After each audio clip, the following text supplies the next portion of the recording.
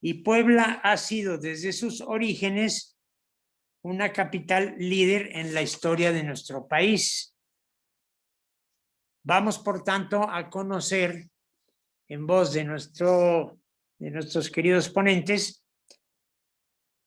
primero la utopía fundacional, bajo la cual se lanza la idea de esta Puebla, después las etapas que la sucedieron, leídas en las distintas facetas de la construcción de nuestra catedral, así como cuáles fueron las órdenes religiosas que más contribuyeron a esta fundación y que dejaron naturalmente su huella social y, por supuesto, arquitectónica.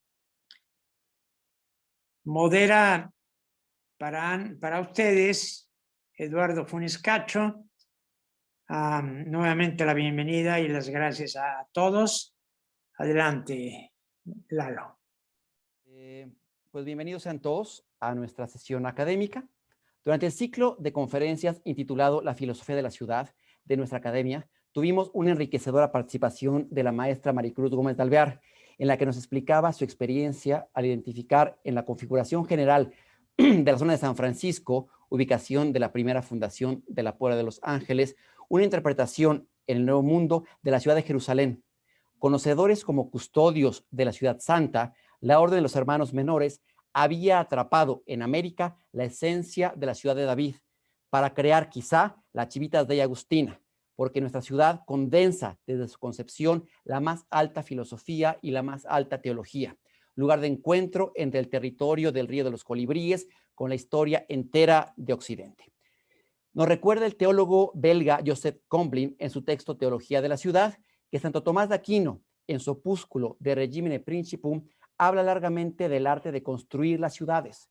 Afirma que el santo de Aquino se inspira además en la enseñanza del arquitecto romano Marco Vitruvio Polión. Como se sabe, influyó profundamente en los arquitectos del Renacimiento y por ello en la construcción de muchas ciudades de aquella época, especialmente en América. Parece cierto también que fue el santo de Aquino, a través de su obra, el intermediario para que las instrucciones de Vitruvio formaran parte de las famosas ordenanzas que los reyes de España enviaron a los conquistadores del Imperio americano. La teología tomista de la ciudad no estuvo ociosa en las bibliotecas, inspiró directamente la construcción de cientos de ciudades, al menos en la América española. El teólogo que se pasea por las calles y avenidas de México, de Lima, de Santiago de Chile, otras ciudades, tiene la satisfacción de encontrarse plenamente en territorio tomista. Influenciada por el mundo clásico a través de los medievales o del mundo judío a través del cristianismo, nuestra ciudad llama a la vez a sus raíces en Grecia, en Roma, en Jerusalén. No en vano, entre los múltiples datos interesantes sobre el escudo de Puebla de los Ángeles, se encuentra el contenido de la filacteria que lo enmarca en todo su perímetro. En ella se puede leer en latín la frase Angelis suis Deus mandavit de te ut custodiante in omnibus vis tuis, correspondiente al pasuk, es decir, al versículo en hebreo, 11º del Salmo del Tehilim 91, conocido como canto de protección, canto de las pestes, canto de los daños, el cui habitat en latín, que se lee del Tanaj en su lengua original, Kimalahaf, Yetzabelach, Lishborja, Beholderajeja, y cuyo significado es: Dios ha ordenado a sus ángeles que te protejan en todos tus caminos. Puebla es una ciudad de historia y de vanguardia. Nos invita, por lo tanto, a explorar su vocación a través de este foro, analizando su origen, su presente y lo que percibimos como su futuro, como su proyección. El día de hoy iniciamos este conjunto de charlas con el tema La Puebla de los Ángeles, el sueño de una utopía, acompañados de 4 interesantísimas personalidades, los maestros Leopoldo García Lastra y Silvia Castellanos, que nos van a platicar, como ya nos había dicho Fer, sobre la utopía angelopolitana, la maestra María Teresa Cordero Arce, sobre la catedral, huella de identidad de la ciudad de Puebla, y la maestra Elisa Vera Luna, sobre las órdenes religiosas y sus templos en el centro. Así que doy pie a la presentación de los maestros Leopoldo y Silvia con sus respectivos semblanzas. Leopoldo Agustín García Lastra es arquitecto y maestro en investigación y restauración de monumentos por la UPAEP, con diplomados en arte y arquitectura sacra, en arte de México indígena, fuentes documentales y manuscritos, iconografía prehispánica y colonial y otros temas afines. Se ha desempeñado como catedrático de iconografía en la Maestría de Bienes Culturales de Origen Eclesiástico, UPAEP Online, catedrático en el doctorado y maestría en el área de restauración, Facultad de Arquitectura 5 de Mayo, Ubajo, Oaxaca, Teoría de Restauración, Taller de Reciclaje de Edificios Históricos e Iconografía y otras instituciones. Director de la Escuela Taller de Capacitación en Restauración de Puebla y Oaxaca, asesor general para la puesta en marcha de las escuelas Taller de Restauración en Chiapas, Michoacán y otras independientes, gerente de arquitectura en el área de investigaciones Fonatur, gerente de diseño urbano de Bahías de Huatulco, Oaxaca y Pacífico Sur, Fonatur, además de otros cargos en diferentes instituciones, obras varias de restauración y arquitectura y conferencista en foros de México, Francia, Italia, España. La maestra Silvia Castellanos Gómez es arquitecta y maestra en investigación y restauración de monumentos por la UPAEP, con diplomados en gestión cultural y emprendimiento, en arte y arquitectura sacra, en arte de México indígena, fuentes documentales y manuscritos, iconografía prehispánica y colonial y otros temas afines. Se ha desempeñado como catedrática de Historia del Arte en la Maestría de Bienes Culturales de Origen Eclesiástico, UPAEP Online, profesora adjunta en los talleres de reciclaje de edificios históricos e iconografía, en el doctorado y maestría en el área de restauración, Facultad de Arquitectura 5 de Mayo, Ubajo, Oaxaca, coordinadora académica de las escuelas Taller de Capacitación en Restauración de Puebla y Oaxaca, asesora académica para la puesta en marcha de las escuelas Taller de Restauración en Chiapas, Michoacán y otras independientes, gerente del área de Arquitectura y Construcción en IDECO Campeche, gerente de García Lastra Castellanos, Arquitectura y Restauración, además de otros cargos en diferentes instituciones, obras varias de restauración y arquitectura y conferencista en foros de México, Francia, Italia y España. Les damos la bienvenida y muchas gracias por acompañarnos.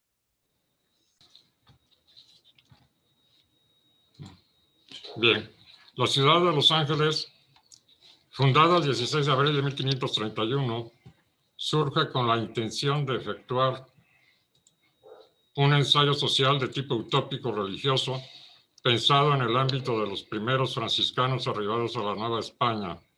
Asimismo, conjunta algunas ideas propias del utopismo humanista. El pensamiento imaginario joaquinista franciscano, que se fundamenta en las ideas apocalípticas de Joaquín de Fiore y su conceptualización en 3 estatus, pretendía instaurar el reino de Dios en la tierra en la inminencia del tercer estatus de los últimos tiempos, caracterizado como una etapa de paz, justicia, bondad, compasión y otras virtudes.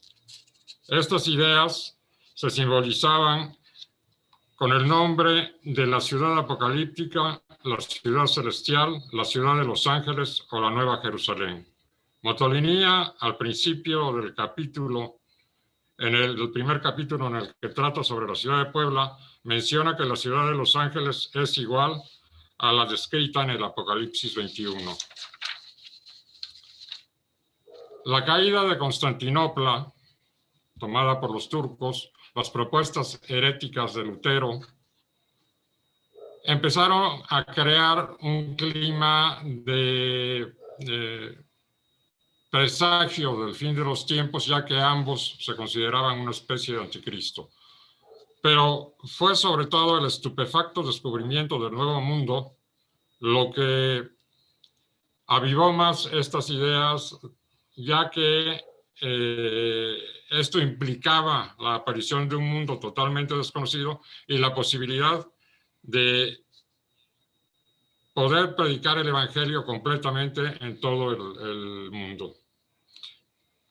Esto reforzó en el siglo XV y XVI la creencia de estar viviendo en la inminencia del fin de los tiempos. Martín de Valencia, Fray Martín de Valencia, custodio de los franciscanos, decía que estaban viviendo la hora 11ª, es decir, que ya únicamente en su reloj faltaba 1 hora para el fin del mundo. Ese era el ambiente que estaba presente en todas las primeras actividades de los franciscanos. Esto dio lugar a un imaginario en Europa en el cual Carlos V sería el emperador de los últimos tiempos, que derrotaría al anticristo y reconquistaría la Jerusalén en forma definitiva. Pero hay otros símbolos relacionados con el Apocalipsis. Además del nombre de ciudad de Los Ángeles, otros 3 conceptos simbolizaron la ciudad apocalíptica. La primera, el escudo. La segunda, la conformación del sitio fundacional. Y la tercera, la traza. En el escudo se expresa la idea de la ciudad celestial descendiendo del cielo hacia la tierra, portada por 2 ángeles, en donde se entiende una ciudad, bueno, la iconografía del escudo es de una ciudad de 4 torres esquineras, una central que representaba a Cristo, y en la parte inferior se encuentra el símbolo del agua, que hacía alusión al río de la vida, también mencionado en el paraíso.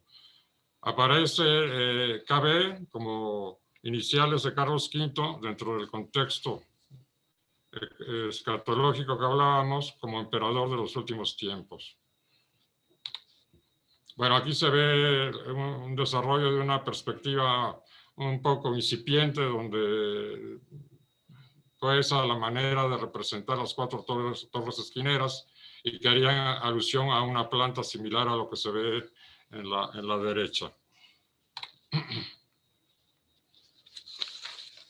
Pero Motolinia menciona otras características de la ciudad celestial referentes a Puebla, como son la perfección, la cual menciona más de 20 veces en 2 breves capítulos que tratan de Puebla, la abundancia del suelo y 7 analogías con la Nueva Jerusalén tomadas de la Biblia y una de la Nueva Jerusalén española, Oviedo. Bien. Este es el contexto general de donde surge la mentalidad de la nueva ciudad. De acuerdo a Joaquín de Fiore, plantea una serie de oratorios, más bien monasterios, que él llama la Superne Jerusalén, en donde en torno a un monasterio central señalado con una prima, había otra serie de 4 monasterios dispuestos a manera de cruz griega, que tenían como símbolo cada uno de los animales del tetramorfos. En la parte inferior se encontraba otro monasterio que intitulaba con el nombre de Canis. No vamos a entrar en detalles de los monasterios. Lo importante es que el central es el que se identifica con Puebla, y según la descripción de Motolinia, había otros 3 monasterios y uno inferior, también en disposición griega, situados equidistantemente a 5 leguas. Y abajo se encontraba en la ubicación del Canis, Huaquechula y Izúcar. Bueno, vamos a pasar a lo que es el sitio. Este es el sitio macro. Pasamos al sitio concreto. Lo anterior. Lo anterior.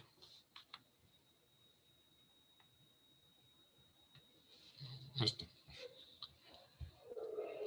Puebla se asentó en una zona yaoyotl, es decir, era un territorio de guerra que estaba sin cultivar y sin habitación, debido a las últimas correrías que antes de la conquista habían hecho por acá los pueblos del Valle de México, y también Tepeaca, que era el brazo fuerte de los aztecas en el Valle de Puebla. En esta zona, sin cultivos y sin habitación, se seleccionaría el sitio donde se fundaría Puebla, ya que así no se dañarían las propiedades de los indígenas. Había 3 posibilidades para desarrollar la ciudad. Una, la llanura más amplia entre el río Atoyac y San Francisco, conocida como Coatzacoalpan. Otra, la llanura entre el río San Francisco y el Alceseca, conocida como Zacazontectla. Y la última, y más complicada, era la que estaba en la confluencia del río de San Francisco y el arroyo de Xonaca, en la ladera del Cerro de Guadalupe, o Amacoyatepec. Por alguna circunstancia, despreciaron tanto la llanura que ofrecía más posibilidades, la de Cuetlaxcoapan, como la de Zacazontectla, e hicieron la ciudad en aquella especie de triángulo que se formaba al pie del Cerro de Guadalupe. Esto es porque pensamos y descartamos una serie de hipótesis hasta llegar a que quizás los franciscanos, que fueron los que en realidad movieron, influenciaron y planearon la fundación de Puebla, encontraban similitudes en su búsqueda de símbolos, similitudes entre los dos torrentes o las dos barrancas o cursos de agua de Jerusalén con los dos cursos de agua de esta zona, que después se conocería como el Alto. Asimismo, había una topografía semi-montañosa, vamos a decir, con una pendiente muy ligera, que de alguna manera recordaba a Jerusalén.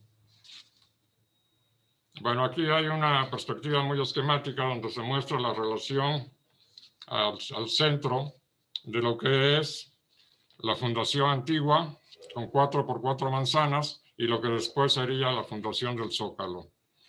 Los dos cursos de agua entre el río San Francisco y el arroyo de Xonaca. Aquí se ve más detalle de la parte del Alto, con la zona donde se supone que se dio la primera misa con la cruz y una enramada, según dice Mantolinía. Pero hay fundamentos fuertes para considerar que en el Alto fue la primera fundación, ya que existen 5 calles que divergen, 5 calles paralelas que divergen 11 grados 10 minutos de la traza urbana de la Puebla del Zócalo, de la segunda fundación. Y además tienen una equidistancia, cada una de 10 varas, lo cual supone ya una planeación. Y de alguna manera la 10 norte es perpendicular a esta traza. Quiere decir esto que inicialmente, aunado a la comparación del plano de Cristóbal de Guadalajara, inicialmente el territorio contuvo manzanas cuadradas de 100 por 100 varas y que en el transcurso del tiempo, por diversas circunstancias, se fue modificando. Una situación que se aborda desde el inicio de Puebla hasta 1919 en el libro que editamos al respecto. Pero también hay otra situación que demuestra que el Alto fue la fundación original. De acuerdo al planteamiento de los campamentos y de las ciudades romanas, que en la Nueva España era bastante conocido por las obras de Municius Castrorum, de Higinio, o que algunos atribuyen a Polibio también. La ciudad, la traza se divide en 2 avenidas importantes, el Cardo Maximus y el Decumanus Maximus. En este caso, la avenida Reforma, de acuerdo a la planeación del segundo asentamiento, sería el Cardos Maximus y su continuación Palafox, hasta continuar por la diagonal de la 12 Oriente y salir sobre el río Alceseca. Era la solución más fácil, la más económica, la menos complicada. Sin embargo, se optó por la traza, que está en color ocre, bastante tortuosa, que supuso mayor costo, mayores obras, y que también coincide en el río Alceseca. Esto quiere decir que el Alto era anterior, preexistía a la segunda fundación, si no, nunca se hubiera dado esa distribución de la calle real por la zona del Alto. Bueno, en cuanto a la traza, tenemos como antecedente la traza del franciscano catalán Francesc de Eiximenis, del siglo XIV. La traza, él pretendía basarse en la ciudad del Apocalipsis, o del capítulo 21, y plantea 3 calles principales, la central, y las dos en la parte media de cada lado, y otras paralelas también en el sentido horizontal, y hacía una traza equivalente a 4 grandes conglomerados de manzanas pequeñas por cada lado en ambos sentidos. En el caso de Puebla sucedió algo similar, nada más que en lugar de tener tantas manzanas, las manzanas pequeñas de aquí equivalen a los solares que se repartieron a los pobladores. De tal manera que también se dio un trazo de 4 por 4 manzanas, de 4 por 4 solares. Aquí se ve el concepto. En el concepto del Apocalipsis, la ciudad es cuadrada y tiene 3 puertas en cada lado, que corresponden a calles que corren puerta a puerta. Y así se forma la reticulación cuadrada de la ciudad. Aquí hay un comparativo con un grabado de Durero, donde da una idea de la ciudad celestial. Desde luego él la hace más libre, no la presenta tan geometrizada, pero se tiene el criterio de las 3 puertas. Se pueden ver las 3 puertas con los ángeles por cada lado. Se puede ver la ladera del cerro que sube y de la montaña a donde fue transportado San Juan para ver la visión. Y si vemos acá, más o menos tenemos la misma idea. O sea, está la ciudad, luego un cerro y al fondo está la montaña. No quiere decir que Durero haya influido en la ciudad de Puebla para nada, pero sí que eran ideas bastante comunes en el ámbito europeo de la época. Bien, de acuerdo a los vestigios que quedan, que están señalados en color ocre, y si se trata de estos vestigios como la lectura de un palimpsesto urbano, tendríamos una serie de elementos que nos permiten reconstruir la traza. Esto, además, como decíamos, el plano de Cristóbal de Guadalajara, que consideraba una calle intermedia entre la 12 y la 14 norte, que desapareció a lo largo del tiempo, ¿no? Esto nos permite plantear con bastante seguridad que así fue la traza original. Además, hay una concordancia muy coherente con todos los caminos que correspondían a veredas prehispánicas del cerro y que se insertan en las vialidades principales de la ciudad. Que actualmente ya esas inserciones se perdieron con la transformación de la traza actual. Bueno, desgraciadamente esta ciudad no prosperó como debía ser por la división que apareció entre los primeros pobladores, ya que sucedieron una serie de desgracias. Bueno, se les helaron sus cultivos que habían conseguido pidiéndole de limosna al rey que suministrara el maíz. Hubo una inundación. Aquí quiero recalcar que muchos afirman que no es posible que el Alto se inundara. ¿Cómo no? Hay una fuente histórica de una inundación que hubo en 1637, donde habla que el río de San Francisco subió alrededor de 14 varas y llegó hasta las puertas del convento de San Francisco, es decir, el territorio adyacente a la portada principal de la iglesia. De manera que aquí se señala en azul claro lo que se considera el flujo normal de una inundación, pues más o menos no cotidiana, pero sí bastante común. Y en azul más oscuro, la inundación por el flujo máximo extraordinario de aguas, que es más espaciada por muchísimos años, pero que se suele dar.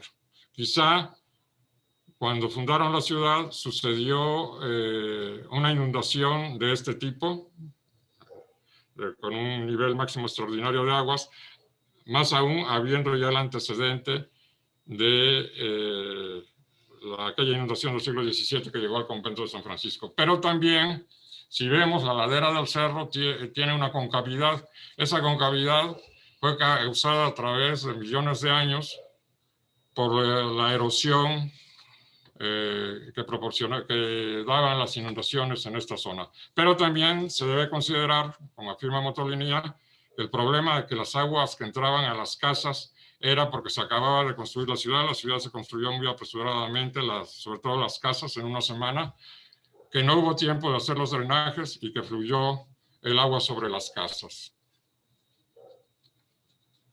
Bien, en el transcurso los pobladores, una parte de los pobladores se quedó en el Alto, los que no estaban de acuerdo se trasladaron a diversas zonas de la ribera opuesta, como lo es Santiago, perdón, como lo es San Sebastián, la plazuela de San Agustín, que es ahora el Hospital de la OPAEP, la 8 Oriente, la calle de Mesones. Esto dio lugar a que con el tiempo diversos autores coloniales propusieran diversas teorías sobre la fundación de Puebla en X lugares, pero no, fue un periodo transicional entre la primera fundación del 16 de abril de 1531 y la segunda fundación en el Zócalo, que se dio hasta diciembre de 1532 a enero de 1533 y duró un poco más en otros detalles. Bueno, hay que comentar también muy rápidamente que aquí en el barrio del Alto, también los franciscanos ya durante el siglo XVII lo caracterizaron como la Jerusalén, pero ya como la Jerusalén terrenal, ¿no? Establecieron el Via Crucis, es el primer Via Crucis con sus capillas de América, y establecieron un recorrido procesional, pretendiendo seguir los lineamientos del Via Crucis de Jerusalén. Por último, cabe mencionar que cuando se efectuó la población del Zócalo es muy probable que el núcleo fundacional también tuviera las características de ser un cuadrado de 4 por 4 manzanas de 200 varas. Lima tenía manzanas de más de 200 varas, 250 varas o más. El problema que tenían esas manzanas cuadradas tan grandes es que no se podían obtener lotes homogéneos de 50 por 50 varas. Entonces recurrieron a subdividir en el sentido oriente-poniente, a subdividir las manzanas por medio de una calle, y así se formó esta, vamos a decir, esta conformación de manzanas rectangulares que son raras en el urbanismo hispanoamericano. Por lo regular, en el urbanismo hispanoamericano, todas las manzanas son cuadradas. Bien. Yo nada más para recalcar, efectivamente, en cuanto a la primera y segunda fundación de Puebla, hacer el comentario de que si inicialmente no le hubieran dado tanta importancia a lo que es la zona del Alto para hacerla parecer o comparecer como la Jerusalén celestial y posteriormente la terrenal, habían podido teóricamente haber fundado la ciudad de Puebla en sus inicios en lo que es el Paseo Bravo. Podían haber crecido sin ningún problema para los 4 lados, sin haber tenido ningún obstáculo como es los ríos, el agua, los cruceros o los puentes, etcétera.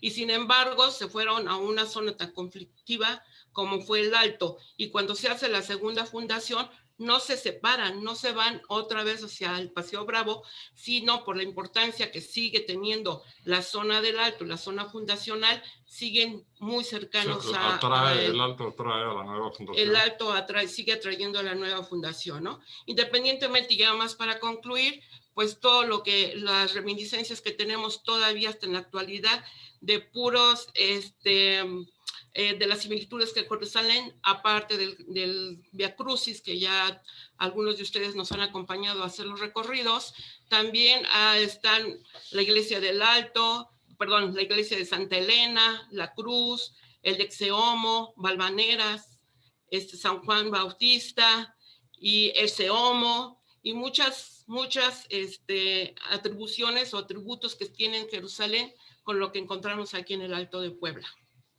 Muchísimas gracias. Queremos agradecerle al arquitecto Fernando Rodríguez Concha la invitación a participar en este y evento. A todo el equipo de la academia que nos han invitado. Muchas gracias, Leopoldo, Silvia. Su intervención interesantísima como siempre, y creo que dejan sobre la mesa un tema que se va a seguir desarrollando en su siguiente intervención y que se puede entretejer de manera muy rica con las siguientes ponencias.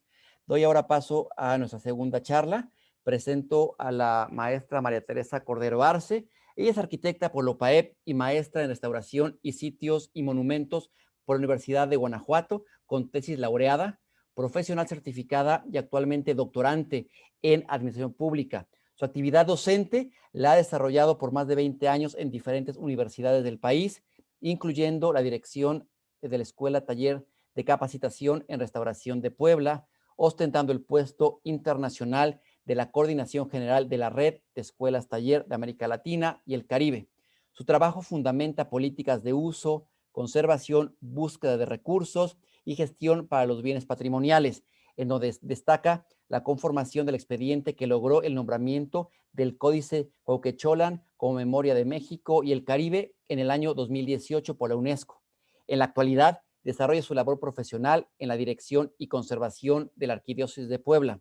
Ha participado con diversos artículos y publicaciones dedicadas al patrimonio, entre las que destacan la antigua Catedral de Puebla, Inventario del Arte Religioso, Sismo 2017, Tesoro Vivo, Patio de los Azulejos, Lectura de un Edificio, los vitrales de la Iglesia Basílica Catedral de Puebla, la reedición y análisis de la obra de Hugo Leicht, Calles de Puebla, y la Guía de Restauración de Bienes Inmuebles, entre muchos otros. Reconocida en 2 ocasiones con el premio a la conservación otorgado por el gobierno de Guanajuato y distinguida con la insignia nacional de Cuba por su aportación en el cuidado del patrimonio. En 2019 ha sido nombrada como miembro de número de la Academia Nacional de Arquitectura. Le damos la bienvenida a la arquitecta. La escuchamos, por favor. Muchas gracias, Eduardo, por la presentación. Agradezco a todos los integrantes de la Academia Nacional de Arquitectura, en especial al arquitecto Fernando Rodríguez, a Carmen María y pues a mis compañeros de este panel por darme la oportunidad de estar aquí platicando con ustedes. Voy a compartir pantalla.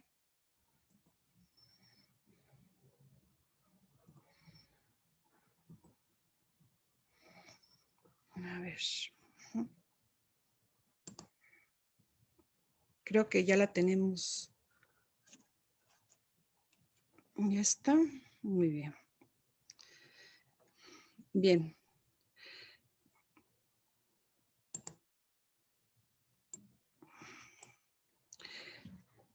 Con nuestro lema, conocer, dar a conocer y reconocer la arquitectura, iniciamos con el tema, con la ponencia que les traigo el día de hoy, que tiene que ver con la catedral como huella de identidad de la ciudad de Puebla.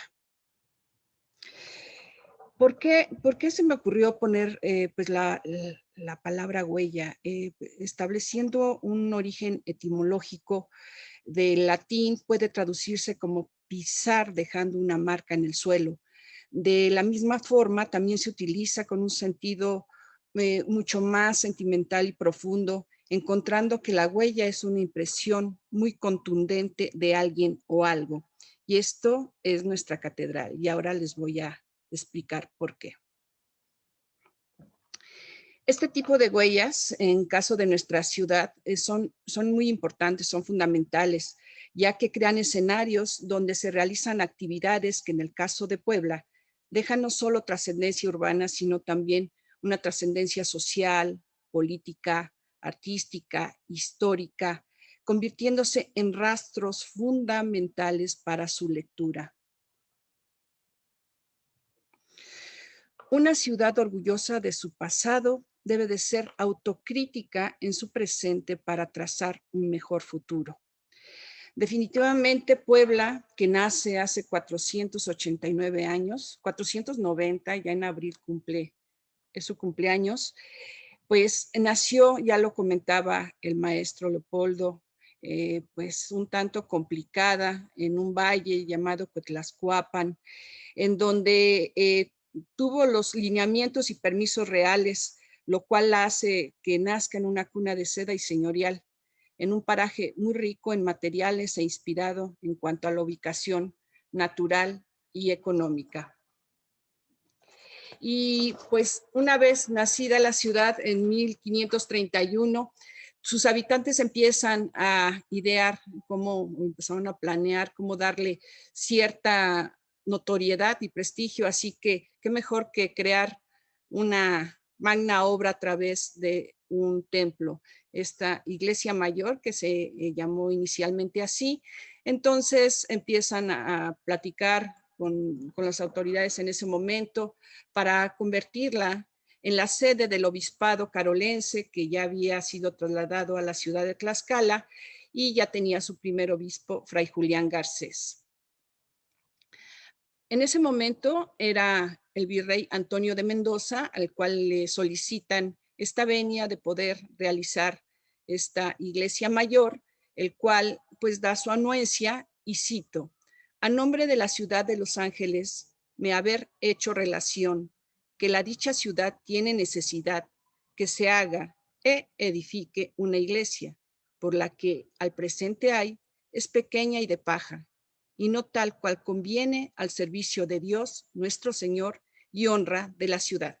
Esto se refería a una pequeña iglesia que se encontraba en el actual Portal Juárez, sobre la 16 de septiembre. Definitivamente el virrey apostaba a fortalecer estas ciudades ensayo, en donde iniciaban con una población española, dando la venia de que los obispos estuviesen en ellas. Al fin y al cabo era una centralización del poder real, por lo cual en 1532 la sede del obispado es cambiada de la ciudad de Tlaxcala aquí a Puebla. Y pues nace con una traza reticular redescubierta por el Renacimiento, y la corona española la va a convertir aquí en América a través de reglas y ordenanzas para poder poblar los nuevos territorios de una forma organizada y sistemática. Nace este modelo de población que tiene un trazo regular y que iría creciendo conjuntamente con los templos que se convertirían en hitos y centros de agregación poblacional, como lo fue San José, Analco, El Carmen, San Francisco, San Agustín, y entre otros muchos que hablará mi compañera Vera, y sin olvidar el corazón de esta noble e ilustre ciudad, la Catedral de Puebla. El primer edificio de esta catedral, de esta iglesia mayor, pues era un edificio muy sencillo, tenía una hechura modesta, pero no por ello era considerado poca cosa. No hay que olvidar que pues en el siglo XVI estos espacios tan grandes, y insisto, encomillado por ser el siglo XVI, pues representaban la autoridad, la supremacía, la jerarquía, pero desafortunadamente este edificio empezó a tener muchos deterioros y problemas estructurales.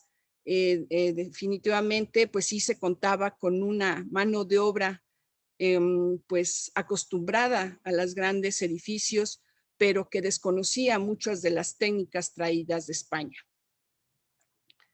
Es por ello que en el año de 1575, pues a la sombra del arquitecto que nació en Extremadura, el arquitecto Francisco Becerra, se inicia con un nuevo proyecto, con la catedral que ahora conocemos. Esto fue en el año de 1775. Aquí les estoy compartiendo un plano. Del lado izquierdo pueden ver en dónde estaba ubicada la antigua catedral. Está con una pantalla naranja, que se asentaba donde hoy es el atrio. Medía más o menos 60 metros, son 58 y tantos, por 19 de ancho. Y esta plantilla azul que ven en la parte superior correspondía a un pequeño oratorio que se hizo posterior, le decían el Sagrario de Luey, porque fue el arquitecto que lo realizó, que realmente duró muy poco tiempo, porque en 1775 se derrumba esta construcción. Eso quiere decir que pervivió con la nueva catedral. Y aquí algo interesante que les quiero compartir. Pueden ver la fachada principal de la catedral actual y enfrente hay una línea naranja que se marca. Estos vestigios los hicimos a través de métodos geofísicos no invasivos para poder ir rastreando de acuerdo a lo que teníamos en los archivos en dónde estaba ubicada la antigua catedral, y pues nos dio las sorpresas como esta línea naranja que nos dice que los cimientos de la actual catedral estaban recorridos más o menos entre 4.5 y 5 metros hacia adelante. O sea, nuestra catedral sería un poco más amplia de la que conocemos. ¿Qué sucedió? Eso es historia de otra investigación. Pues bien, el vertiginoso desarrollo económico que se dio en la ciudad durante el virreinato y la férrea voluntad del obispo Juan de Palafox y Mendoza logró que en el año 1649 fuera consagrada la catedral, llamada cariñosamente por él como Doña Raquel, suceso que fue festejado en toda la ciudad. Y este binomio catedral-ciudad, ciudad-catedral, junto a otros sitios como lo fueron la plaza principal, el mercado que se ubicaba dentro de ella e instituciones primigenias de gobierno, continuaría convirtiendo al centro en un lugar en donde se concentraba pues el poder político, el religioso y pues también el económico. Aquí les estoy compartiendo una imagen histórica, principios del siglo XX, que se encuentra en la Fototeca Juan C. Méndez de esta ciudad. La capacidad de generar economía próspera dentro de la ciudad también se manifestó en la amada Raquel de Palafox, avanzando en su construcción de la fachada hacia la Puerta del Perdón, que es la puerta principal o central en nuestra fachada, y hacia la Torre Sur, que fue la última en construirse para el año 1789, casi 200 años de haber iniciado la construcción. Llegan nuevos materiales, nuevos retos, nuevas técnicas, con ellos los libros de los tratadistas como Serlio, Alberti, Vitruvio, que dieron a la vocación de la catedral una arquitectura excepcional, comparable con por los autores con el Escorial o la Catedral de Valladolid, que es la que tenemos aquí al centro, de la cual toma el modelo. Fue hasta finales del siglo XVIII que llega Manuel Tolsá con José Manso y le da una nueva fisonomía hacia el neoclásico a nuestro edificio. Aquí les estoy compartiendo un documento que se encuentra en el archivo de canónigos, aquí en la Catedral de Puebla, en donde pues podemos conocer la firma de este arquitecto, Manuel Tolsá, en la parte de abajo, y en el documento, en la parte superior, comentaba él de forma un tanto pues chusca, dice: cálculo del costo que tendrá poco más o menos la obra del tabernáculo de la Santa Iglesia Catedral según el estado presente, y es como sigue. Y bueno, hace una relación de cuánto iba a gastar para poderlo terminar, pero pues hay otro documento en donde él está presupuestando 187,000 pesos para su terminación, y realmente el ciprés salió en 387,000 pesos. Así que el presupuesto se salió de las manos y desafortunadamente Tolsá muere 3 años antes de que se termine la obra, y quien pues ahora sí apechuga todo es José Manso. Y bueno, me preguntarán, ¿y esto qué tiene que ver? Pues definitivamente con este breve recorrido por algunos siglos de historia, se pensaría que la catedral esta es un edificio antiguo y tal vez un tanto obsoleto. Cabe mencionar que la catedral no lo es. Dentro de nuestra ciudad se enfrenta y posiciona en ella tanto igual como un edificio realizado por un arquitecto connotado del siglo XX o principios del siglo XXI. Y he puesto este ejemplo de la capilla de Notre Dame, hecha por Le Corbusier. Tiene muchas cosas en relación a la Catedral de Puebla, aunque ustedes no lo crean. Espero poder tener la oportunidad de platicar un poco más de ello. Pero también denota discreción en sus detalles, reclamando la atención cuidadosa del ciudadano entre el resto de los edificios circundantes. ¿Quién no ha estado en esta terraza del Museo Amparo y no se ha dejado llevar por este monumento? Definitivamente se llega, se instala uno y lo primero que voltea uno a ver es la Catedral de Puebla. Pues con esta reflexión concluyo mi primera intervención. Muchas gracias. Maestra, muchas gracias por tu intervención. Como siempre, es un gusto escucharte. La forma tan clara en que aborda los temas, además de engarzarse en el tema anterior, abres espontáneamente el diálogo con el tema de la arquitecta Elisa, y al igual que en el caso de la aportación de nuestros primeros ponentes, nos dejas con total interés para escuchar la continuación de tu tema. Tuvimos en tu primera intervención, ya como académica, la oportunidad de recorrer la basílica contigo, y aunque la experiencia obviamente presencial es insustituible, agradecemos la forma vívida en que nos ha hecho el recorrido el día de hoy. Muchas gracias, de verdad. Al contrario, gracias.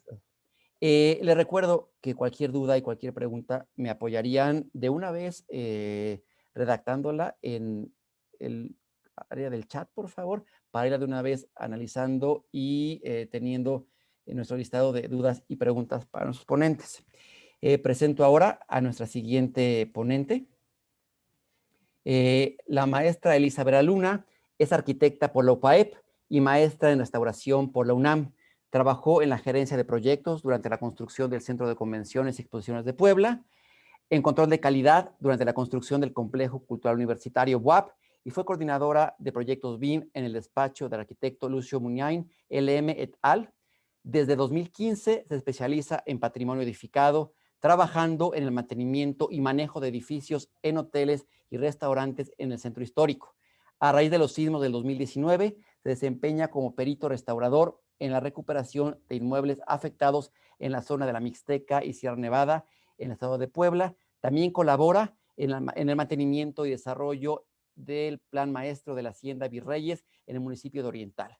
Actualmente es profesora de la licenciatura en Arquitectura en la UPAEP y de la maestría en Interiorismo en UNARTE, integrante del Consejo Ciudadano de Movilidad y miembro del Ateneo de la Academia Nacional de Arquitectura, capítulo Puebla. Elisa, te damos la bienvenida. Te escuchamos. Gracias, Lalo. Muy buenas noches a todos. Les comparto mi pantalla y me arranco.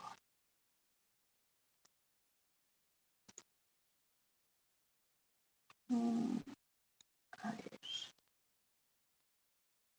Listo, pues antes que nada, muy buenas noches a todos y muchas gracias por acompañarnos.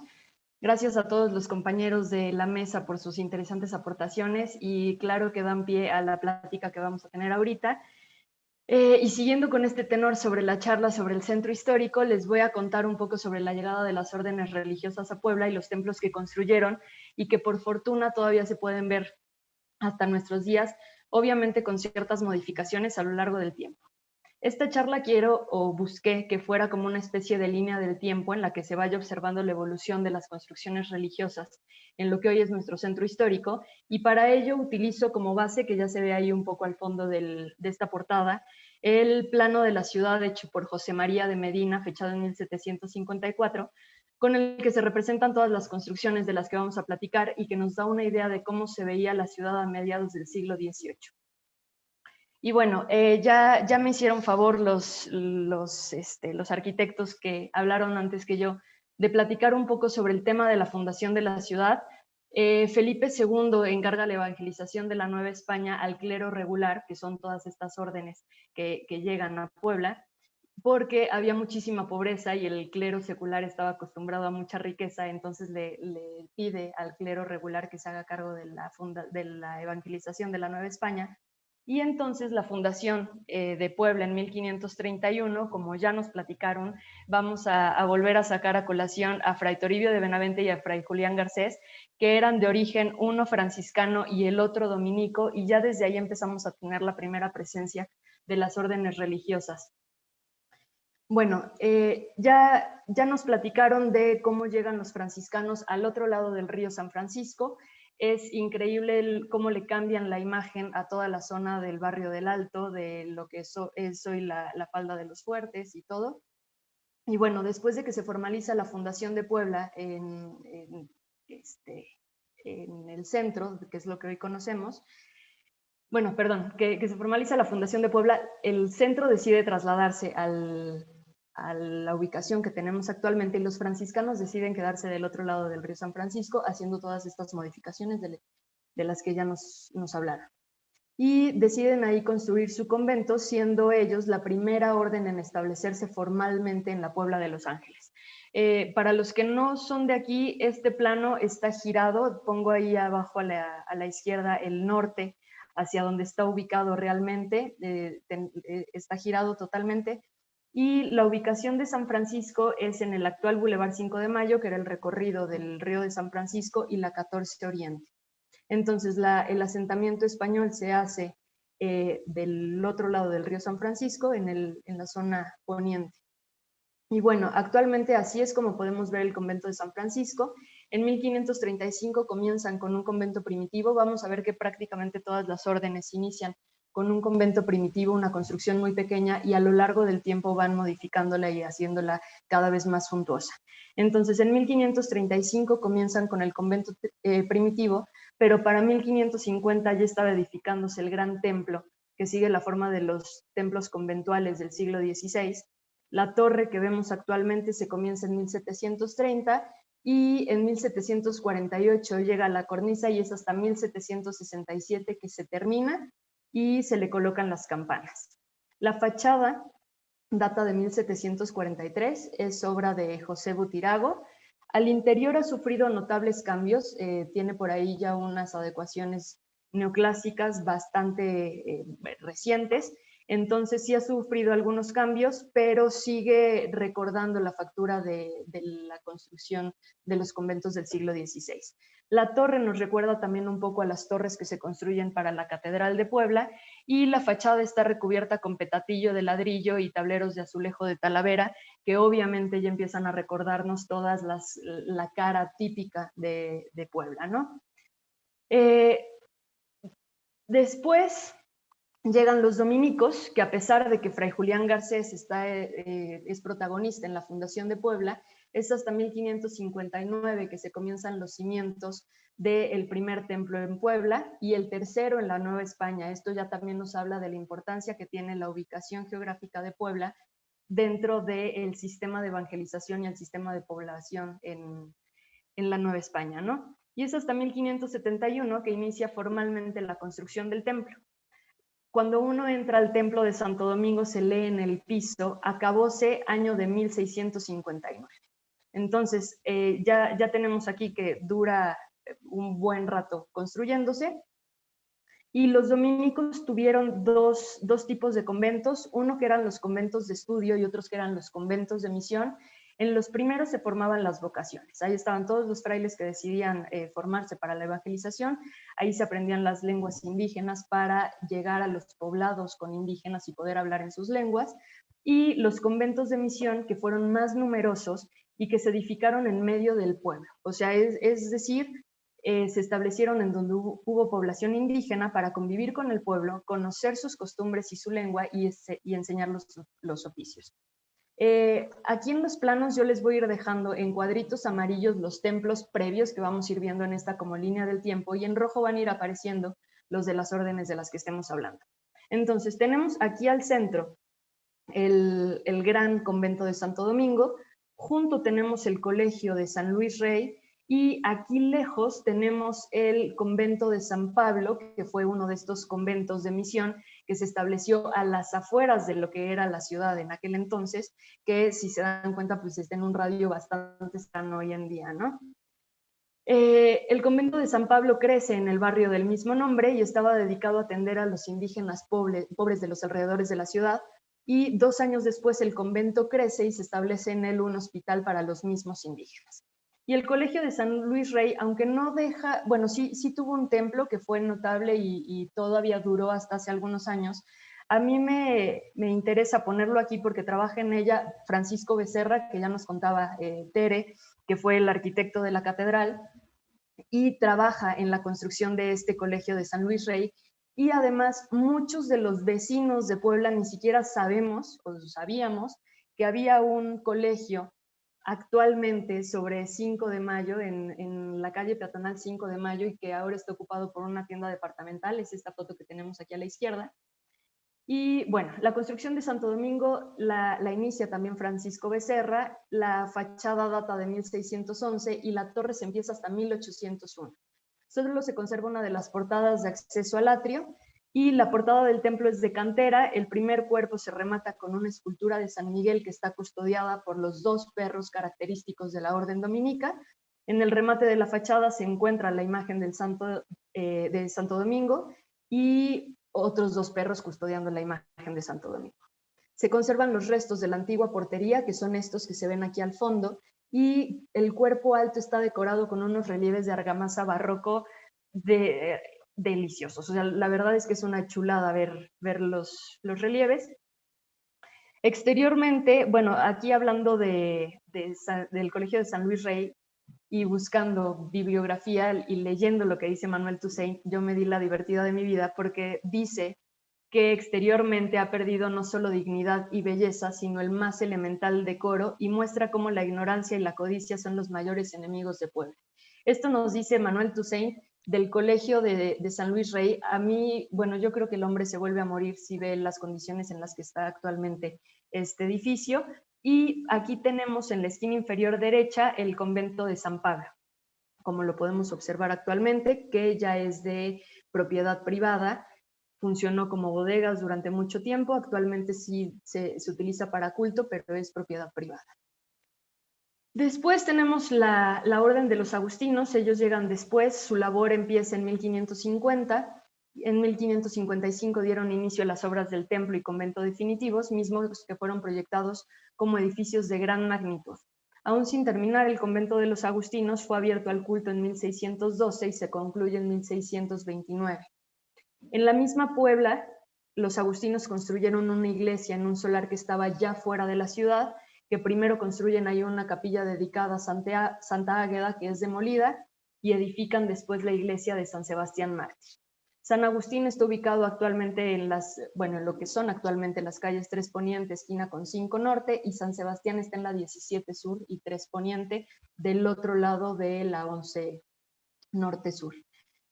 El templo de San Agustín es el que tenemos abajo a la izquierda. Como Santo Domingo y San Francisco, se construye de 2 manzanas, pero fue dividido para abrir la calle 5 Poniente para que corriera perfectamente de oriente a poniente.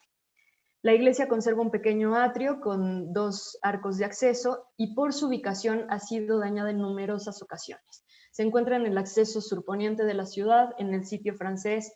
En 1863 fue usada como fortaleza. En los sismos de 1999, en los sismos del 17, ha sido dañada muy gravemente y no ha recuperado aún la grandeza original. Arriba a la derecha tenemos la imagen del templo de San Sebastián Mártir, que se encuentra fuera de los límites del centro histórico de la ciudad. Después llegan los jesuitas. En 1578 el padre Hernando Suárez de la Concha funda en Puebla de Los Ángeles el Colegio del Espíritu Santo, y al año siguiente el Colegio de San Jerónimo, conocido también como de San Ildefonso, que se creó como muy a la par del San Ildefonso de la Ciudad de México, entonces por eso se le conoce también a este con el mismo nombre. Y después, gracias a la donación de una fuerte suma de dinero en 1587, el Colegio del Espíritu Santo recibe dinero de un benefactor llamado Melchor de Covarrubias, y construyen el edificio del colegio y anexo a él el templo bajo la misma advocación, la del Espíritu Santo. En honor al rey Carlos V se le llama Edificio Carolino y actualmente se le sigue conociendo así. La Compañía del Espíritu Santo está en la esquina de Juan de Palafox y Mendoza, que es esta calle que tenemos aquí, y la esquina de la 4 Sur. Y el Colegio de San Ildefonso está en la avenida Reforma y 7 Norte, que después fue la casa de niños, un hospicio que se remodela en épocas de Don Porfirio. Aquí tenemos las imágenes del Templo de la Compañía, que lo proyecta el padre Juan Gómez y lo edifica el maestro José Miguel de Santa María. se dedica en 1767 y las torres se construyen hasta 1812. Es de una manufactura notable. Como dato curioso, no es una cúpula lo que tiene, sino un cimborrio de planta cuadrada reforzada con botareles por el tema de los sismos en la zona, ¿no? Después llegan los mercedarios a la ciudad. El rey les autoriza la fundación de conventos en Puebla y en Oaxaca, por ser lugares intermedios entre México y Guatemala. Era una orden que viajaba mucho entre México y Guatemala.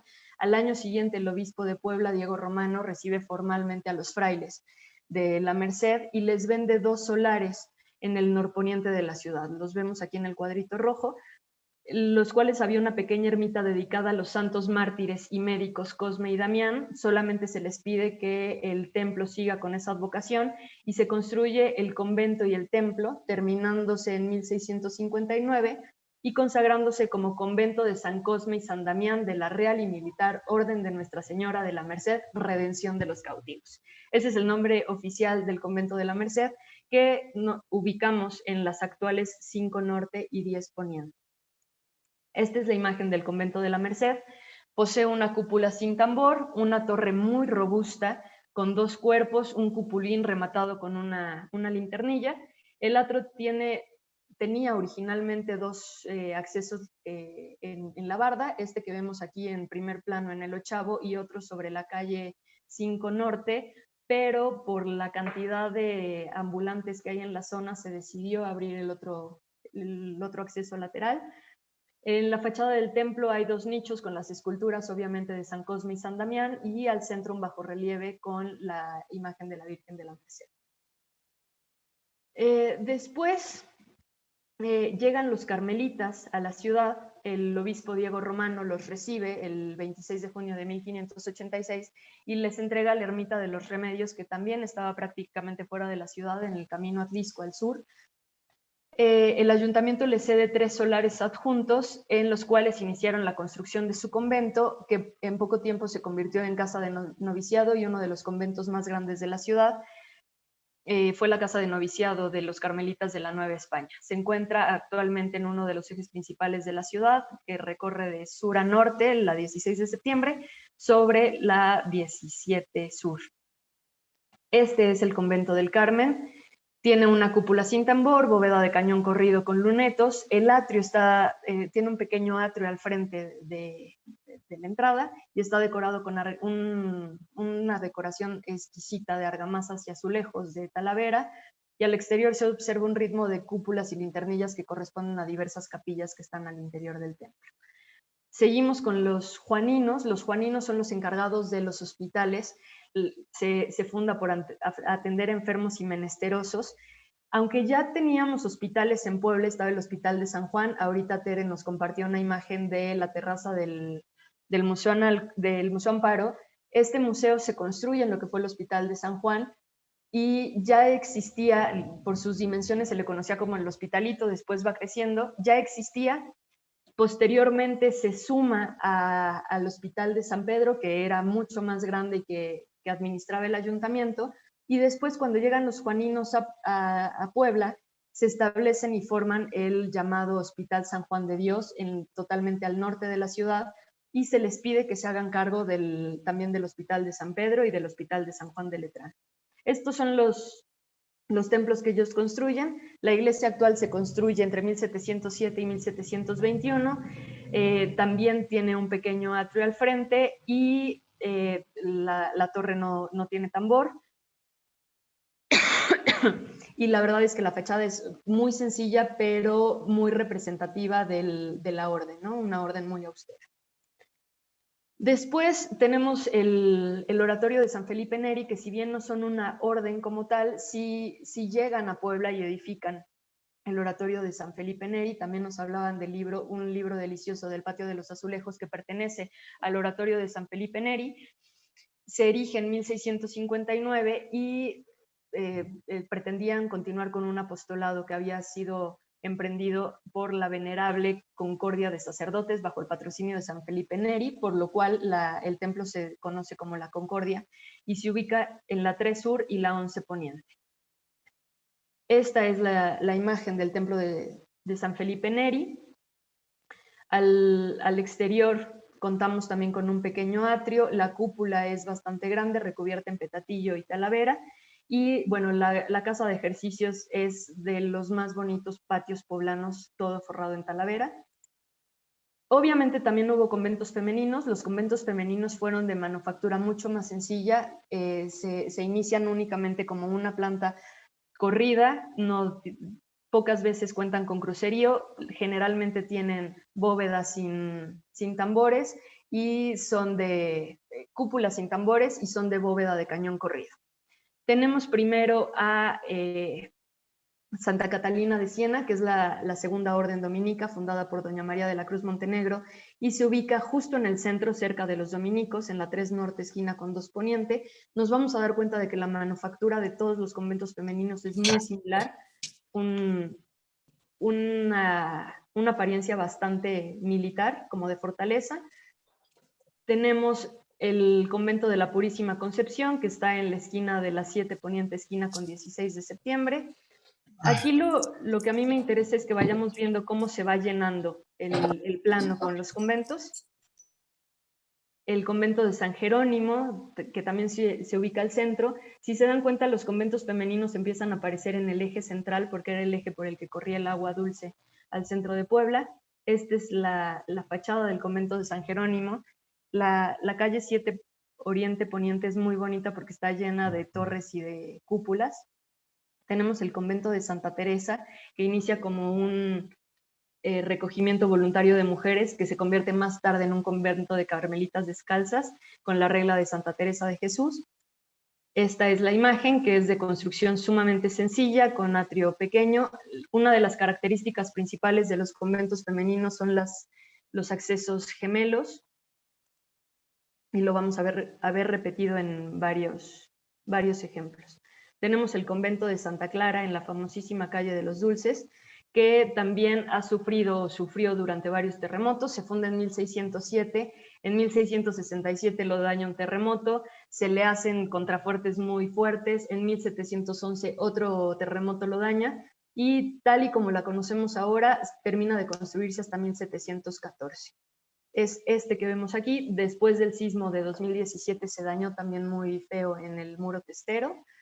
El convento de la Santísima Trinidad, que se ubica actualmente en Avenida Reforma con 3 Norte, se funda porque muchas de las mujeres de una familia querían pertenecer a la iglesia y lo funda la familia. Se forra con cantera para el aniversario 400 de la fundación de Puebla. El convento de Santa Inés, que está justo enfrente del oratorio de San Felipe Neri, de la Concordia. El convento de monjas dominicas. Esta es la fachada que tenemos, actualmente es la Plaza de los Mariachis. El convento de Santa Mónica, este convento ha tenido como muchas facetas. La primera parte se hace para un asilo para señoras cuyos maridos estaban ausentes. Las señoras no se quisieron ir al convento, se dedica a mujeres perdidas. Después ya no prospera ese proyecto y se crea un colegio para doncellas y viudas pobres. Solo dura un año así y se propone crear un monasterio de religiosas agustinas recoletas. Este está al norte de la ciudad, es un exterior muy sobrio, pero el convento cuenta con una de los patios forrados con azulejo más bonitos que tiene Puebla también. Lo rico de los conventos femeninos era el claustro, no tanto el templo. Tenemos también Santa Rosa, que se funda como beaterío y en 1740 adquiere la categoría de convento, también muy cercano a la ubicación de Santa Mónica. Tenemos la misma manufactura, una sola nave, muy sencilla, y nuevamente la cocina de Santa Rosa es una de las joyas en Latinoamérica. Por último, tenemos el convento de las Capuchinas, que se ubica actualmente en 16 de septiembre y 9 Oriente, que se funda por la Orden Franciscana. Lo funda doña Ana Francisca de Córdoba y Zúñiga. Se dedica a Santa Ana y San Joaquín y es la misma manufactura que el resto de los conventos femeninos. Bueno, me faltaba uno. Por último, tenemos el convento de la Soledad, que es un convento de monjas carmelitas. Tiene la cúpula más grande de la ciudad, una cúpula revestida con azulejos negros y blancos, y en la portada ostenta un relieve de la Virgen de la Concepción que perteneció a la fachada de la Catedral de Puebla. Y por último, así es como se ve cerrando el siglo XVIII la ciudad de Puebla, con todos los templos que edifican las órdenes religiosas, además de los templos que, como ya mencionaban antes, el templo de San Marcos, San Pedro, la propia Catedral de Puebla, todo el Vía Crucis franciscano que se crea del otro lado del río San Francisco. Entonces, obviamente que esto le cambia notablemente la cara a la ciudad de Puebla y la deja prácticamente como la conocemos hasta ahora.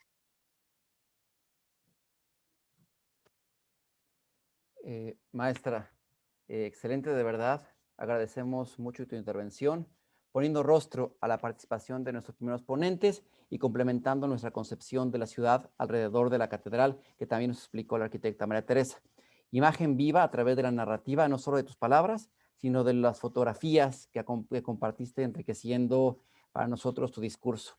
No sé qué opinan ustedes. Veo personalmente una composición entre las tres charlas a las que sugiero que demos continuidad e ir dejando las preguntas hasta el final. ¿De acuerdo? Entonces, por eso daría la palabra nuevamente a los maestros Leopoldo y Silvia. Por favor, queremos seguirlos escuchando. Gracias.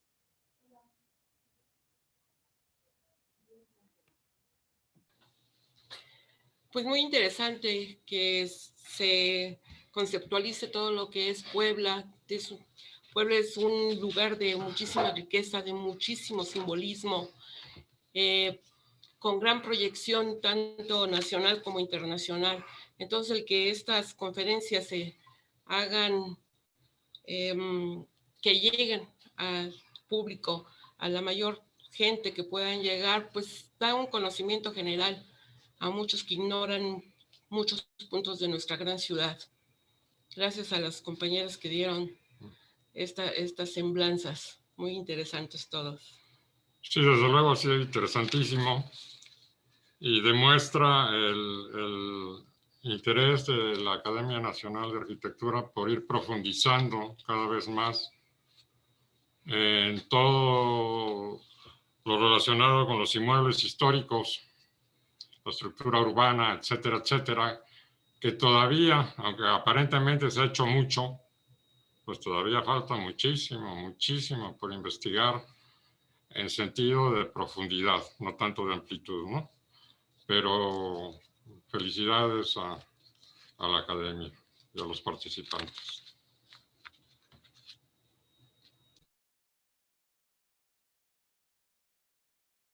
Muchas gracias, maestros. María Teresa, te daría la palabra para tu segunda intervención, por favor. Muchas gracias. Gracias, arquitecto Funes. Pues a manera de conclusión, les quiero compartir lo siguiente.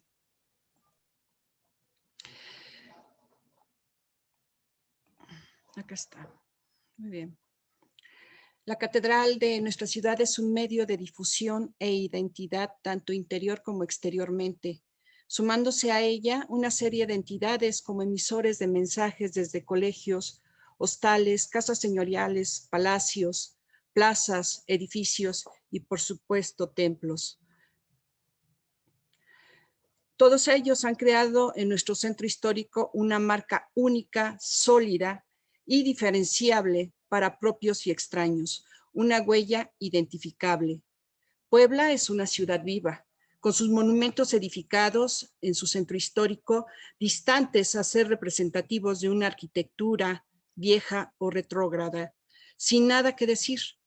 Al contrario, con tanta vida que han recorrido, son portadores de una comunicación amplia y simbólica de lo que somos y lo que es y será nuestra ciudad.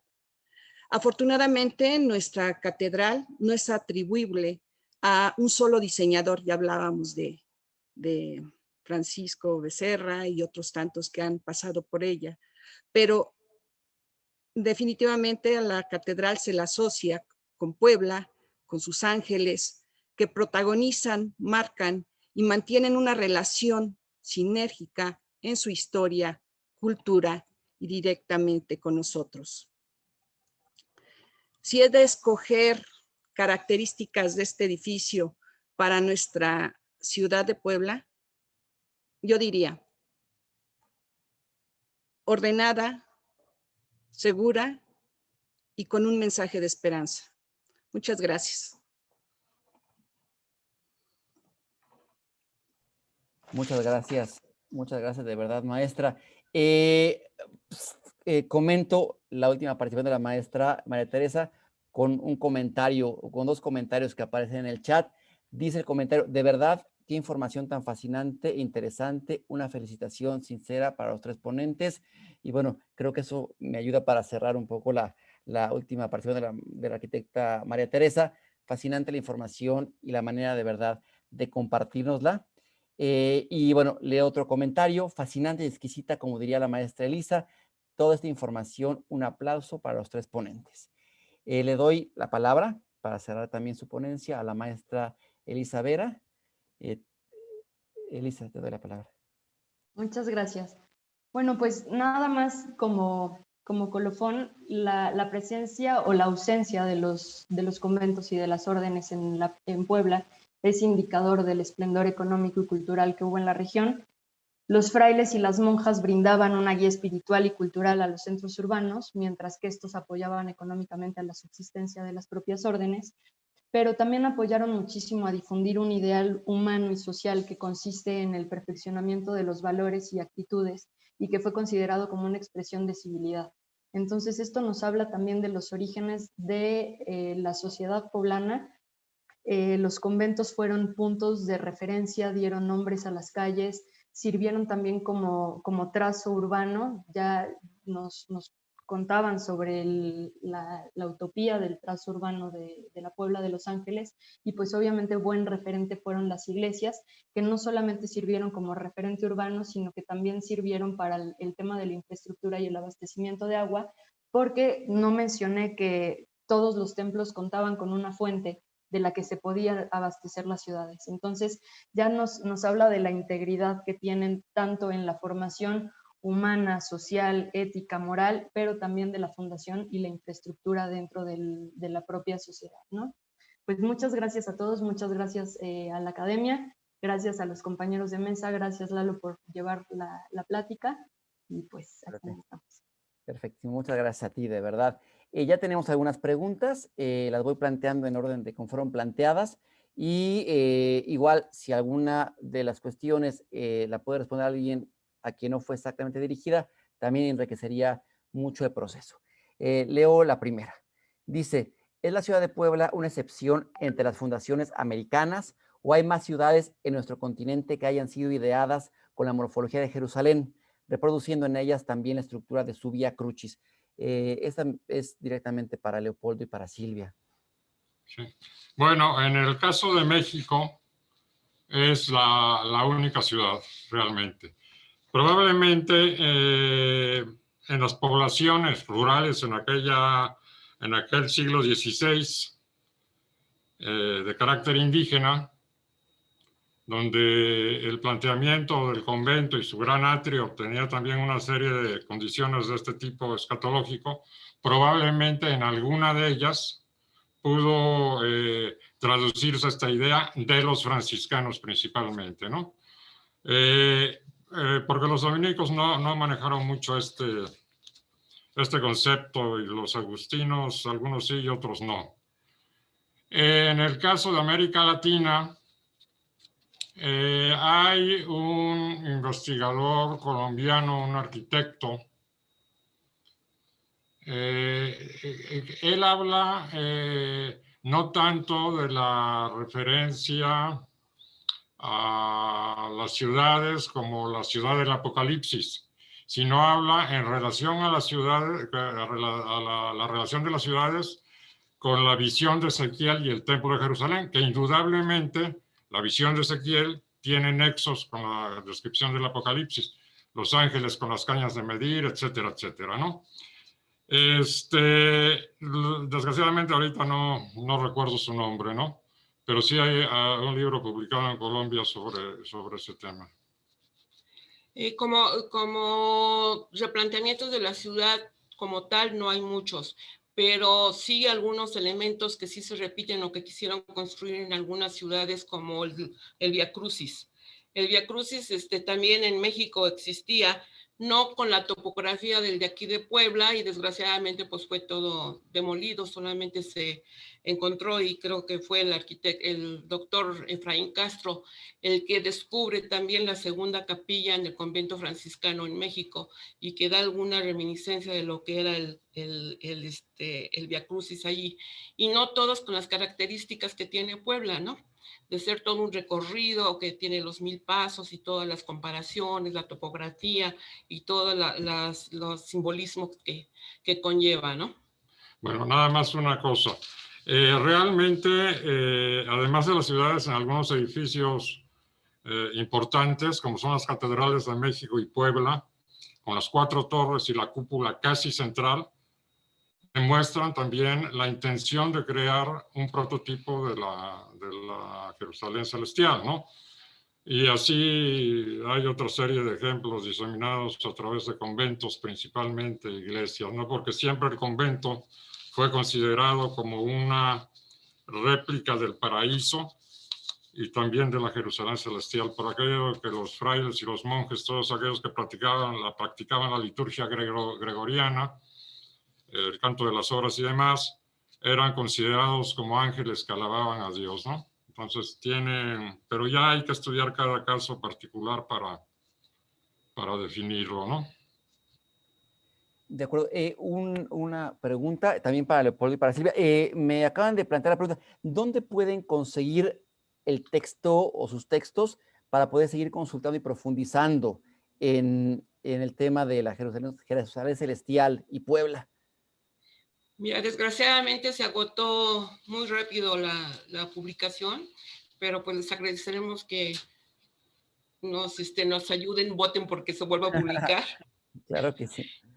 Quedaban, creo que algunos, no sé si en la UPAEB estaban a la venta algunos libros, no sé si todavía queden allí, y en el portal en el Zócalo, en el ayuntamiento, creo que había algunos, había, sí, eran muy pocos los que quedaban.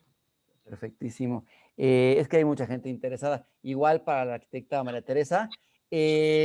Bueno, hay gente que, bueno, asume que fue un poco corto el tiempo de exposiciones. Hay gente muy interesada en saber más sobre el tema de la antigua catedral. Entonces, también, ¿dónde podrían poder acceder al libro? Sí, arquitecto. Aquí en Catedral de Puebla está el libro a la venta en la tienda. Hay una tienda dentro, en una de las capillas, una pequeña tiendita, y ahí la pueden adquirir. Ok, perfecto. Pues muchísimas gracias. Yo tengo el gusto de tener mi ejemplar. Es un libro excelente. Y bueno, muchas gracias por la información. Bueno, aprovecho para plantear la siguiente pregunta, si la quiere contestar la maestra María Teresa, los maestros o la maestra Elisa. La leo tal cual. Dice, ¿por qué no tuvo continuidad la conceptuación de la primera fundación, la idea de la Nueva Jerusalén y los conceptos apocalípticos de la segunda, eso en la segunda fundación? No es tan distante la primera de la segunda fundación como para que haya cambiado tanto de un origen simbólico a un origen racional y mucho más pragmático. ¿Quién gusta responder? Perdón. No. Bueno, el problema estuvo en los fundadores, porque el planteamiento de los franciscanos de Zumárraga, por cierto que hay que aclarar que Garcés no tuvo nada que ver con la fundación de Puebla. Quien realmente se preocupó, defendió y apoyó la fundación de Puebla, inclusive en España, fue Fray Juan de Zumárraga, que también era franciscano. Garcés nunca, vamos a decir, hasta la fundación de Puebla, nunca vivió en Tlaxcala, salvo algunas visitas ocasionales que hacía, y el obispado de Tlaxcala en aquel entonces llegaba de lo que ahora son los límites de Tlaxcala, que más o menos son los mismos del siglo XVI, trazando una línea hacia Jalapa y Veracruz, y luego toda la cordillera de la Sierra Madre Oriental, aguas vertientes hacia el Golfo, hasta ligar con Tabasco y la península de Yucatán, porque inicialmente fue el obispado carolense, perdón, ya se me olvidó la pregunta. No, ¿por qué no continuó siendo? ¿Por qué no continuó? Bueno, Lo que sucede es que, bueno, y Zumárraga, a esto iba, Zumárraga, cuando viaja a España en 1532, pasa por Puebla, ya está semi abandonada, y trae una serie de gentes, cuando retorna de México, del carácter campesino y artesanal que él pretendía para la fundación. Pero los primeros fundadores hay que recordar que se tomaron de gente vagabunda, que llegó poco después de la conquista y que medraba a los pueblos indígenas, exigiendo que los mantuvieran, les dieran vivienda, alimentación, etcétera, etcétera, y haciendo una serie de desmanes, ¿no? Entonces, concretamente ese fue el problema que llevó a la fundación de Puebla. La Puebla entra en crisis con esa división de los habitantes, y también por todas las desgracias que le sucedieron, la inundación, las heladas de sus cultivos, el ayuntamiento de la Ciudad de México, formado por conquistadores, no los quería, los encomenderos los tenían en contra, porque cuando se fundó la ciudad no se dejó participar, por los mismos motivos de buscar la justicia, la convivencia con los indígenas y demás, no se dejó participar a encomenderos y a conquistadores, salvo alguno viejo y pobre. El caso es que en el Inter de la primera fundación escribe Juan de Salmerón, que era el oidor encargado de la fundación de Puebla, a la reina, hablando en términos muy optimistas del éxito de la fundación, pero mientras tanto suceden todas estas series de desgracias que menoscaban a la población. De tal manera que a Salmerón, para mantener su prestigio ante el poder real, no le quedaba otra que continuar con la fundación a como diera lugar. Entonces, ya en la fundación del Zócalo se pierden cantidad de esas ideas utópicas, ¿no? Se aceptan conquistadores, se aceptan encomenderos, no se les reparten indios, que así querían los pobladores originales para que trabajaran por ellos, sino sí consiguen un número grande de indios, pero es más bien para trabajos de desarrollo de la ciudad. Y pues inmediatamente se les dan tierras en lo que ahora es el Cristo, en Atlisco, porque ellos decían que las tierras alrededor de Puebla eran muy frías y no producían. Entonces se les dan las tierras en Atlisco, inclusive había un camino, el camino por el portezuelo de Atlisco, que llevaba directamente a Atlisco, una vía más corta. Y ese cultivo de trigo y de otras artesanías y manufacturas que se empiezan a producir en Puebla, empiezan a caer en la ley de la oferta y la demanda. Entonces, esa demanda por lo que se producía en Puebla, trigo, pan, aquí se abastecían las flotas, se producía loza, se producía, en fin, jabón, una serie de cosas, mantuvieron una economía muy boyante, ¿sí? Que se alejaba un poco de la austeridad y de la pobreza franciscana. Pero también, pues aquí entra la situación, lo que Motolinia consideraba la diabólica codicia de los españoles, ¿no? De los encomenderos y conquistadores, que a toda costa y de mil formas trataron de obtener el trabajo del indio para no trabajar ellos, porque la idea de la utopía era que los españoles trabajaran con sus manos y convivieran con los indígenas. Sin embargo, a la larga, pues esto se fue perdiendo y los indígenas pasaron a ser los patrones de los dueños de las tierras, ¿no? Digo, no los patrones, los jornaleros de los dueños de las tierras, ¿no? Entonces, son una serie de cosas que influyen en la desaparición de la utopía. De hecho, nada más de ciudades de convivencia entre españoles e indígenas, nada más se ensayó esta y el proyecto de Paria y Cumaná en Venezuela, que fracasó también por la intromisión de los esclavistas españoles, ¿no? Entonces, de ahí las utopías ya no siguieron trabajándose con los españoles, ¿sí? Sino con los indígenas, ¿no? Va a venir la utopía de todos los conventos, principalmente los franciscanos, pero también tenían algo de este aspecto los dominicos, los agustinos, después las misiones jesuitas. Por ejemplo, el gran éxito de las misiones jesuitas de Paraguay, primero se ensayó en Baja California, y en fin, otra serie de cosas. Entonces la utopía ya se va canalizando más bien hacia los indígenas, ¿no? Sin embargo, hay algunas advocaciones que sí siguen o que continúan. Por ejemplo, volviendo yo al Vía Crucis, todavía en el siglo XVII es cuando se le da ya la conformación de la Jerusalén terrenal. Entonces ya también ahí sigue, y bueno, y permanece hasta nuestros días, ¿no? Y también todas las advocaciones que aparecen allí, como con la imitación de la Jerusalén, siguen cambiando y siguen interrelacionándose con las épocas que se van viviendo hasta llegar a nuestros días. Perdón, nada más una. Hablando de la publicación del libro, si nos pueden hacer llegar mails o teléfonos a través de la academia para relanzarlo en formato electrónico, aquí nuestro asesor nos está Muchas gracias. Gracias. Tengo dos preguntas para la maestra María Teresa. Una, bueno, es un poco más personal. La siguiente es un poco lugar común, pero se la planteo de una vez. Primera, ¿cómo has vivido esta etapa trabajando en y por la catedral?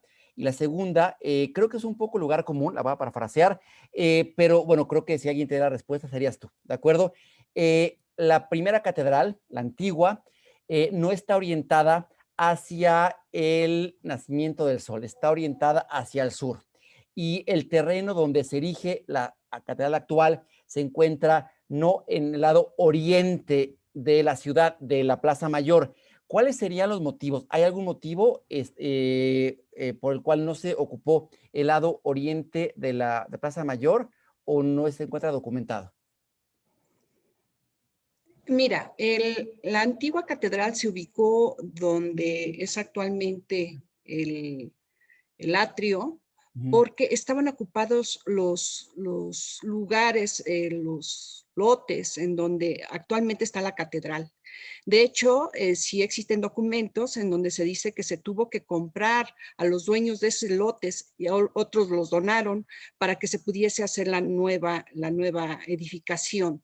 Eso es en cuanto a la ubicación de la antigua catedral. Y la ubicación de la actual catedral es porque, literal, véanlo, ya lo explicaba un poco el maestro Leopoldo, las manzanas, los cuadrantes, estaban orientados de oriente a poniente y no cabía el edificio que estaba diseñando Becerra. Ese es el simple hecho del por qué está esa orientación en la actual catedral. Muchas gracias. Y la primera ¿cómo lo estoy viviendo? Bueno, creo que para todos los que nos dedicamos al cuidado, a la preservación, a la difusión del patrimonio, pues es un privilegio definitivamente estar aquí, estar cerca de tanto conocimiento. Hay momentos que no te llega el intelecto para asimilar tantas cosas que te encuentras paso a paso, día a día, empiezas a reconocer y a ver de diferente forma tanto los espacios como los documentos, como las obras de arte. Definitivamente es un privilegio y que no está acotado en trabajar aquí. Hay que pararnos en la catedral, pararnos en cualquiera de los templos que Elisa ha comentado, y les puedo asegurar que si nos ponemos con un poco de atención, podemos encontrar cosas increíbles que son parte de nuestra ciudad. Me imagino. Muchas gracias por la respuesta. ¿Sí? Me imagino de verdad impresionante lo que implica el acervo de catedral y todo el tema del arzobispado en la ciudad de Puebla. Tengo otra pregunta más. Esta pregunta es para la maestra Elisa. Me preguntan sobre el templo del barrio de Santiago, que creo que no abordaste. Bueno, lo que pasa es que el templo del barrio de Santiago se construye a las afueras de la ciudad y se hace porque cuando se está construyendo la ciudad de Puebla se necesitaba mano de obra y se trae esta mano de obra de la parte de Cholula y se les asienta no en el centro español, sino que se busca que todos estos asentamientos de naturales o de gente local se hiciera a las afueras del margen de la ciudad, y a ellos, como venían de Cholula, se les dan estas tierras que estaban justo en la salida a Cholula. Y ya estando ahí, los agustinos, que forman ahí un eje de construcciones religiosas entre San Agustín y San Sebastián Mártir, son ellos los que construyen esta iglesia que más adelante tiene hospicios y tiene hospitales y tiene lo que ahora conocemos como Cáritas, pero estaba fuera, a las afueras de la ciudad. O sea, yo me enfoqué más que nada en los que caen dentro de los márgenes históricos, pero esta es también de la orden agustina o son ellos quienes se hacen cargo de ella. Perfecto. Muchas gracias. Hay otra pregunta que teóricamente va directamente también dirigida a Elisa. Si alguien más, bueno, quisiera contestar, igual que hace rato, ¿no? A ver, ¿nos puede comentar un poco más sobre la representación de la Virgen que se encuentra en la portada del Templo de la Soledad? Bueno, ahí la comento yo un poco, pero creo que Tere la puede complementar bastante bien. Me parece que cuando se abre el vano que está sobre la entrada principal de catedral, se retira esta placa, este relieve de la Inmaculada Concepción, y se pasa a la Iglesia de la Soledad. Pero es una de las 3 imágenes marianas que se tenían en la portada de la catedral, ¿no? Okay. Sí, efectivamente, si ubicamos la fachada de la catedral, está hecha de esta piedra, la piedra blanca que se identifica dentro de ella es una piedra de villerías, y este medallón que comenta Vera estaba al centro. Una vez que ya está construida la fachada, se ve que le falta iluminación interior. Entonces se retira, se pasa a la iglesia que está sobre ¿qué es? Elisa, la 2, ¿verdad? La 2 sur. Y se hace el vano, la ventana, para poder tener un poco más de iluminación en el altar del perdón que se encuentra en la catedral. Hace rato también, perdón que me regrese un poquito, decían la ubicación de la catedral. No hay que olvidar que los templos cristianos, la ubicación adecuada es oriente-poniente, y el altar debe de estar hacia el oriente. La catedral guarda este precepto que se debe tener dentro de los templos. Ojalá y algún día podamos platicar sobre la primera piedra, y pues hay una serie de teorías y cosas muy interesantes de por qué está ubicada la Catedral de Puebla en esa posición. Muchas gracias. Gracias. No, muchas gracias a ti. Hay una pregunta más, no sé qué tan abierta sea, pero si alguien también estaría interesado en responder, dice, ¿de qué manera se utiliza la proporción áurea en las edificaciones y en el trazo de la ciudad? No sé quién quisiera responderla. Bueno, se utilizaron varias proporciones. De hecho, la sección áurea, o sectio áurea ad quadratum y ad pentagonum, es una que llama mucho la atención. Pero está toda la secuencia utilizada por Alberti, las esquialteras, esquitercias, etcétera, que era la proporción 1 a 2, 2 es a 3, 3 es a 4, etcétera, ¿no? En el caso de Puebla, se utiliza la proporción áurea, probablemente, y eso la arquitecta Teresa Cordero la ha de saber mejor, en la modulación entre las naves laterales y la nave central. Donde sí, desde luego, se conoce es en algunos conventos franciscanos, como el de Calpan y otros que no recuerdo. Por ejemplo, la proporción de la puerta lateral del convento de San Francisco no es sección áurea exactamente, pero es una inclinación de un rectángulo muy cercano a la sección áurea, que es la proporción 3 a 4. Esa proporción 3 a 4 era la que se utilizaba en el pectoral, en el racional del sumo sacerdote judío, donde tenía 3 piedras, eran 12 piedras preciosas, eran 3 por 4 piedras, y esa proporción se encuentra en la portada lateral, y en algunos otros casos que ya la verdad ya no recuerdo. Algún tiempo estuve analizando varios, pero ya pasaron tanto tiempo que no recuerdo, tendría que revisar. Huejotzingo también. ¿Mande? Huejotzingo también. En Huejotzingo también, sí es cierto, en Huejotzingo también. Sí, el caso es muy interesante. El caso de las catedrales, porque en Oaxaca también se utiliza la sección áurea, pero también ahí conservaron la catedral vieja en una parte y la catedral nueva fue una ampliación. Inclusive la catedral vieja tenía columnas monolíticas y era una estructura similar a la de acá. Pero hay una serie de gradaciones entre las proporciones de las diversas partes de la catedral ahí, muy interesante. Muchas gracias. Bueno, no sé si la maestra María Teresa quiera complementar, pero hay una pregunta, es personal. Bueno, si puedes completar el tema de la sección áurea, pero también quisiera que me recordaras, el año pasado, el Día del Arquitecto, hiciste una charla sobre el tema de la Catedral Antigua y mencionaste el motivo por el cual en la portada del texto aparece un elemento iconográfico del conjunto conventual de Calpan. Y era muy interesante, no sé si quisieras, bueno, complementar el tema de la sección áurea y platicarnos un poquito al respecto, por favor. ¿Tienes el micrófono apagado, perdón? Perdón, una disculpa. Respecto a la sección áurea, déjenme comentarles que sí, obviamente todos estos templos tienen esta relación, esa proporción. Se está haciendo un trabajo muy interesante por un arquitecto que vive en Veracruz acerca de esta medición dentro de la catedral. Y si recuerdan, en la exposición les mostré una planta con una línea naranja en donde les comentaba que inicialmente de ahí se desplantaba la catedral actual, que ahí se encontraban unos cimientos que delimitaban cómo estaba la fachada.